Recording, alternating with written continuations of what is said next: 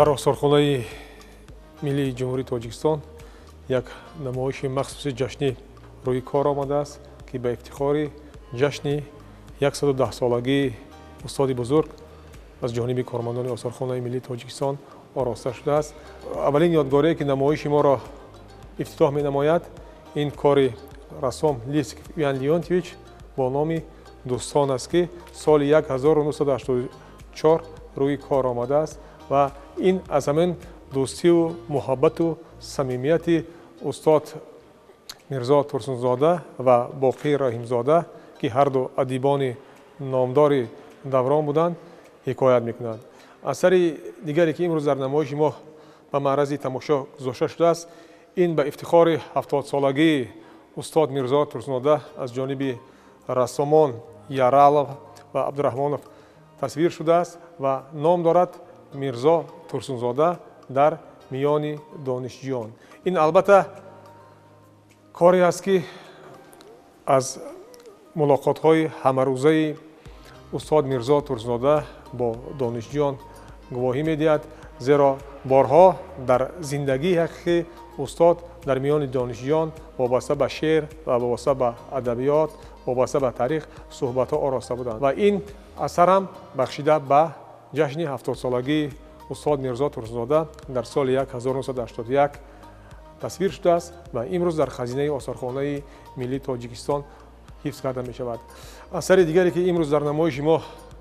муаррифӣ мегардад, ин кори рассоми тоҷикистонӣ Садлуков аст ва хосияти хоси ин асар дар он аст, ки аз ҷониби рассом, аз ҷониби муаллиф ин кор дар муддати 3 сол тасвир шудааст ва дар ин ҷо тасвир шудааст устод Мирзо Турсунзода бо ҷома, миёнбанд ва ҳангоми фароғат дар соҳили руди Қаратоғ, яъне хонаи устод дар ин ҷо тасвир шудааст. Ва бояд гуфт, ки чуноне ки дар аввал гуфтем, худи рассомам барои офаридани ҳамин нақш, офаридани ҳамин тасвир 3 сол кор мекунад, заҳмат мекашад ва вақте ки ин кор, ин асар пурра ба тасвир мерасад, нақошӣ мешавад, аллакай устоди бузургвор Мирзо Турсунзода аз ҳаёт рафта буданд, аммо ин моле, ки ин осоре, ки рассом кашидааст, имрӯз дар хазинаи тиллоии осорхонаи миллии Тоҷикистон ҳифз, нигаҳдорӣ ва муаррифӣ карда мешавад. Асари дигаре, ки дар намоиши мо гузошта шудааст, ин мутааллиқ аст, марбут аст ба рассоми тоҷикистонӣ серебрянский ва ном дорад Мирзо Турсунзода дар Ҳиндустон. ва чуноне ки тамошобинони азизу мӯътабари мо медонанд, Мирзо Турсунзода дар соли 1947 ба Ҳиндустон сафар карда буд ва маҳз пас аз бозгашт аз Ҳиндустон силсила ашъори қиссаҳои Ҳиндустонро нигошта буд. ва дар ҳамин мусавварае, ки дар назди шумо истодааст, ин лаҳзаи сафари устод дар шаҳри Аграи Ҳиндустон дар назди Калтаманор тасвир шудааст, ки яке аз рамзҳои хоси кишвари Ҳиндустон мебошад. ва рассон кӯшидааст, ки симои устод Мирзо Турсунзодаро дар иҳотаи мардумони Ҳинд бо як шукӯҳу шаҳомати хоса тасвир намояд. ва ин асарам аз ҷониби рассом дар соли 1981 ба ифтихори 70-солагии устод Мирзо Турсунзода навишта шудааст. хуб, асари дигар ин кори Абдураҳмонов или Абдураҳмонович аст, ки бо номи Мирзо Турсунзода ва Индира Ганди номгузорӣ шудааст. ва бояд гуфт, ки вобаста ба сафарҳои устод Мирзо Турсунзода ба кишвари Ҳиндустон ҳамин рассом 2 асар офаридааст. яке бо номи Мирзо Турсунзода ва Индира Ганди, ки ин кас ё худ Индира Ганди сарвазири Ҳиндустон буданд ва ин кишварро солҳои тӯлонӣ идора карданд ва борҳо бо устод Мирзо Турсунзода вохӯрданд ва кӯшиш намудааст рассом, ки дар ҳамин мусаввара ин вохӯриҳои судмандро бо як тасвири хоса, тасвире, ки касбияти наққошӣ, рассомӣ тасвир мекунад, онҳоро рӯи кор орад.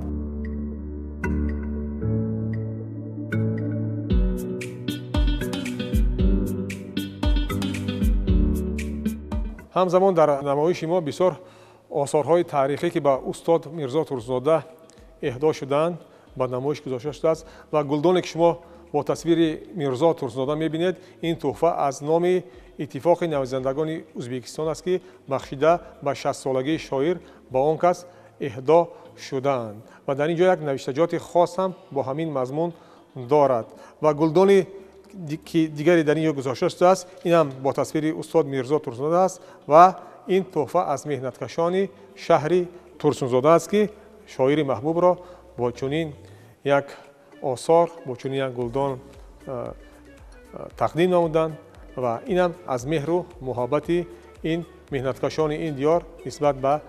شاعر محبوب گواهی میدهد.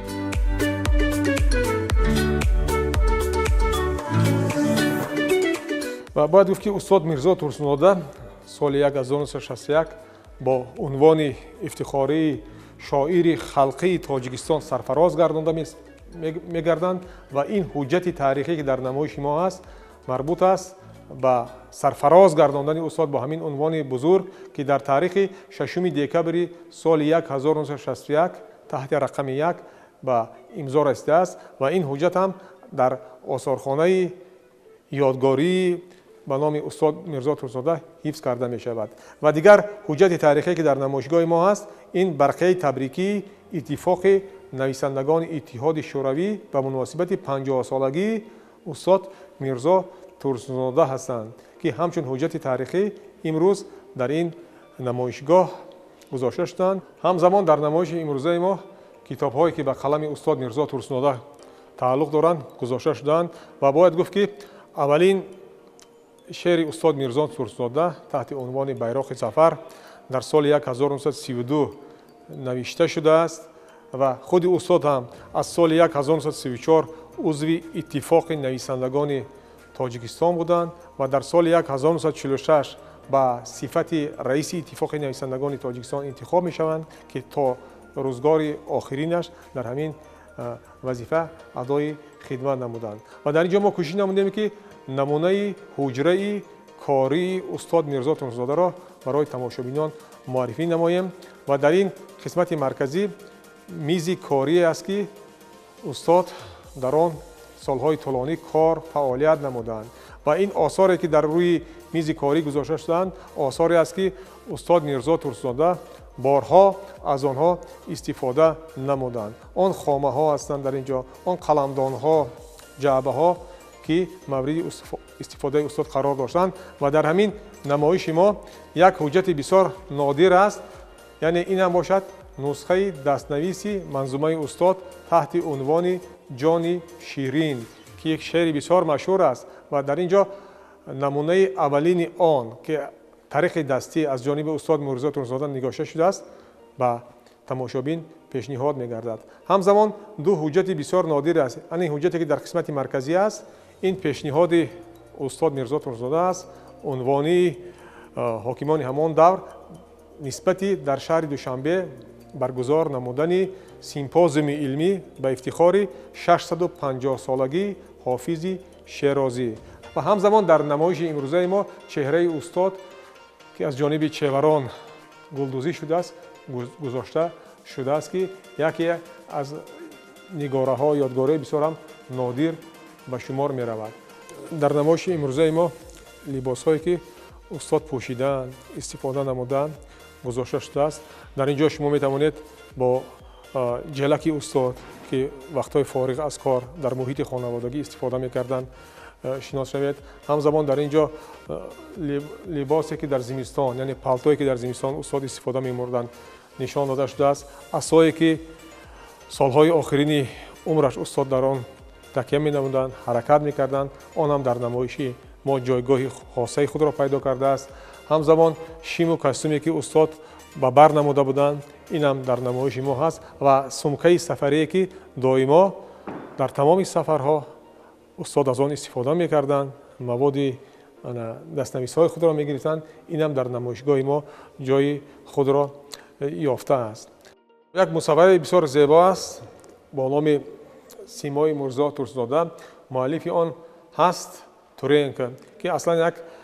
мусаввире аст, як рассоме аст, ки аслан дар жанри графика, санъати қаламкашӣ бисёр чирадастанд ва тавонистанд ин асарро бо як хубӣ рӯи кор оянд ва дар ин бо тамоми нозукият, бо тамоми санъати касбии рассомӣ чеҳраи устод Мирзо Турсунода тасвир шудааст. Яъне ҳунари қаламкашӣ ин бо як ранг ифода намудани чеҳраи қаҳрамон, сару либоси ӯ, ки ман фикр мекунам аз ӯҳдаи ин кор рассом бисёр ба хубӣ баромадааст.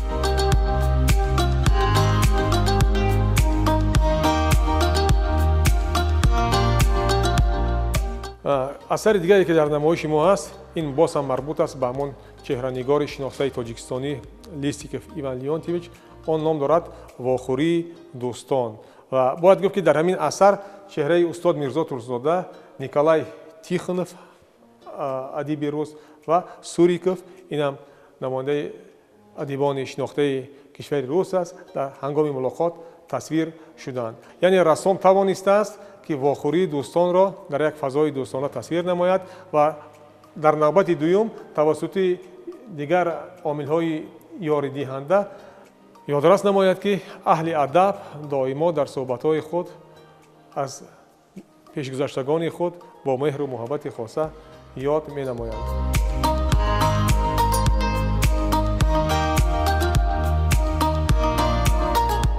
ҳамзамон дар намоиши мо бисёр аксҳои таърихӣ ба маърази тамошо гузошта шуданд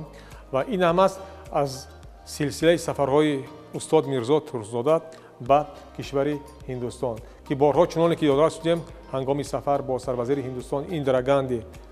вохӯрданд ва лаҳзаҳо аз ин вохӯрӣ дар ин аксҳо рӯи кор омаданд ва ҳамзамон устод дар соли 1967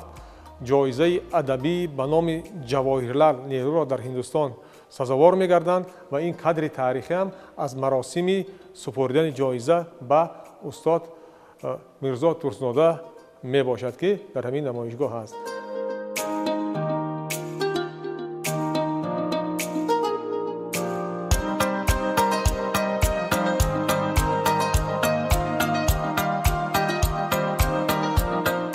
расмҳои дигар ин дар бораи сафарҳои устод Мирзо Турсунода ба кишварҳои мухталифи олам ва суханронии он кас дар ҷаласаҳои мухталиф дар ақсои олам нишон дода шудааст, ки дар он ҳамчун мунодии сулҳ, ҳамчун раиси кумитаи якдилии кишварҳои Осиё ва Африко баромад намудааст ва ба сулҳ, ба дӯстӣ, ба гиромидошти таърих аҳли нишастро даъват намудааст.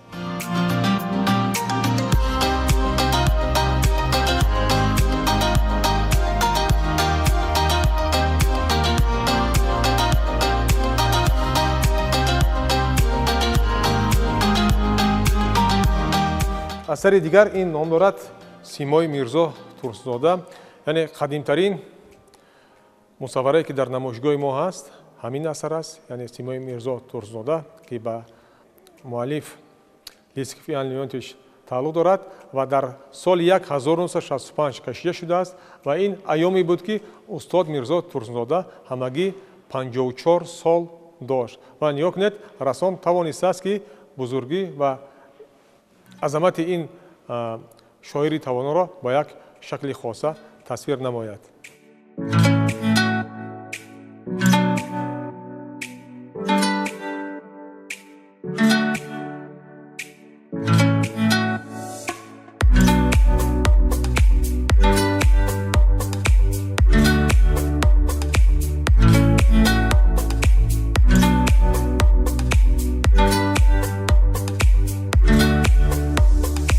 ин як кори бисёр хубе аст аз ҷониби ҳунарманд Милошевич, ки дар намоишгоҳи мо гузошта шудааст. дар ин кор тасвир шудааст чеҳраи Мирзо Турсунода ҳангоми баромадан аз дарвозаи хонаи падарии худ аз қишлоқи Қаратоғ. яке мақсади рассом чунин аст, ки аз чунин як рӯсто, аз чунин як деҳа, чунин як шахсияти бузурги соҳаи сиёсӣ ва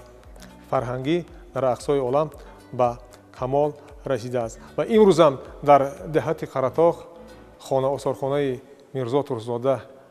арзи ҳастӣ дорад ва тамошобинон метавонанд аз он дидан намоянд ва бо осори ин чеҳраи мондагори таърих дар ҳамин макон шинос шаванд.